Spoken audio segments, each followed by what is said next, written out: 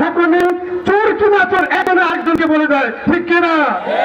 আমরা বিগত আওয়ামী শাসন দেখেছি, যারা 5 তারিখের পরে কি করেছে তাও আমরা দেখেছি। আমার সংগ্রামী ভাইরা, ইতিমধ্যেই আমি কোরআনের ছোট্ট একটি আয়াতের তরজমা আপনাদেরকে শুনিয়ে দিতে চাই।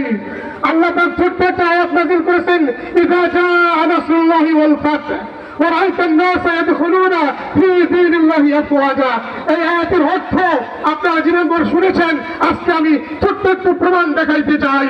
সেটা হলো আল্লাহ পাক বলেছেন নবীজিকে, হে রাসূল, অচিরেই দেখতে পাবেন ইনশাআল্লাহ বিজয় এবং নুসরত। তার প্রমাণ হলো ইসলামী আন্দোলনের পক্ষে দলে দলে মানুষ